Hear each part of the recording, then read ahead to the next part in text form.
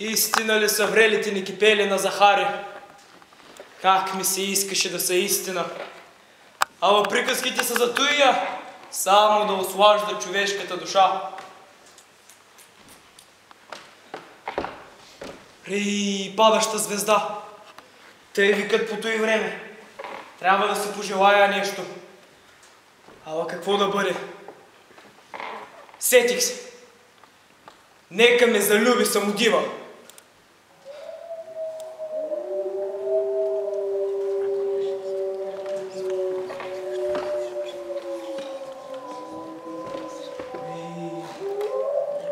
Страшно бе и дъба, и вълците, като в на Захария историята. Ала и аз съм чувал истории за самодивите. Чувал съм, че с песни омайвали хорските сърца. Самодима съм, майчице, денем съм девойка като всичките. Нощем тръгвам другаде, паля огън в звездиците, да показват път на юнаците.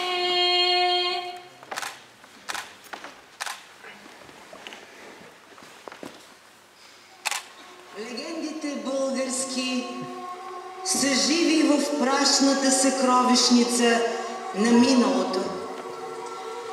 Дишат от пожълтелите страници на старите български книги.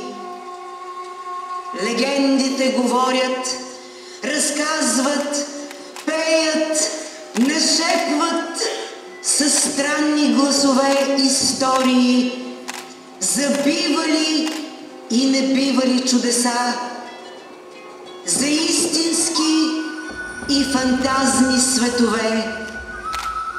Услаждат душата ти.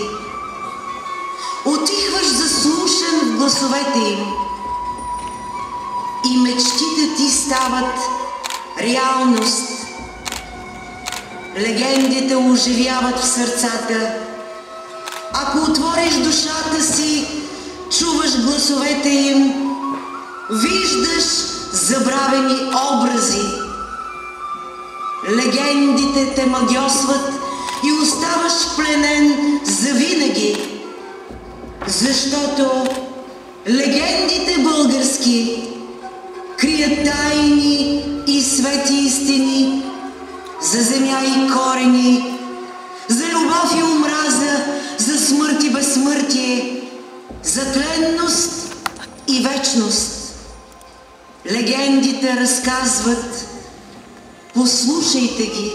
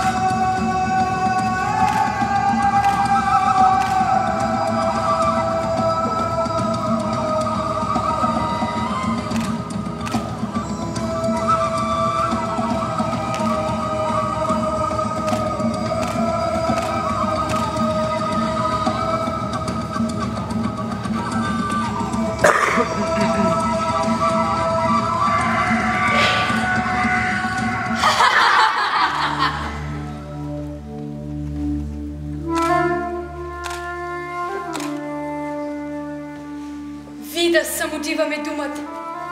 Аз съм покровителка и на живота, и на смъртта. Залюбили някого мой ще е и в живота, и вовеки.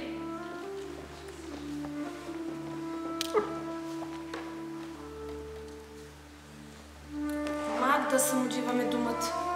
Бойни хора водя! Играя, да не стъпвам на земята. Хубава съм, гиздава съм, с хубости танци, очите вземам.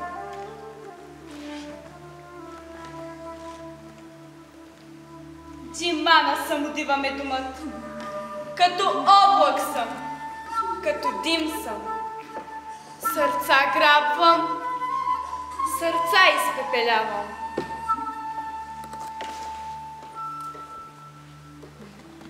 Мора самодива съм аз. Песните обичам. Някой иска ли да ме надпее? Край глава му ще литна. Мой ще го направя. Да ми пее, да приглася. Катеден, курици лейски.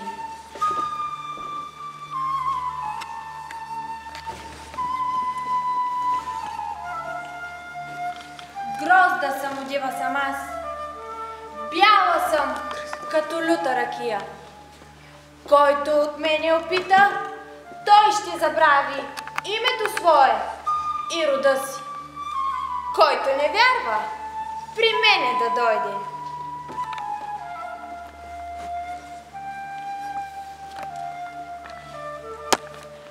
Мене пък Смита ме викат.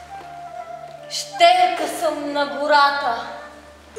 Вино съм младо, руйно, пенливо. Пият ме, любят ме млади ергени. Луди лудеят по мене. Дума, на който продумам, в мен ще се влюби. Себе си той ще загуби. Аз съм най-голяма сестрици.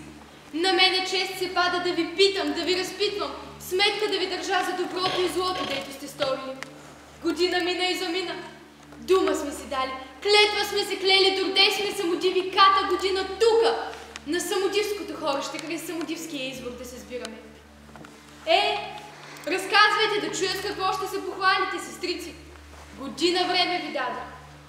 Която не е успяла, чинчава място няма. Кажи, сестро, кажи, Димано, що става?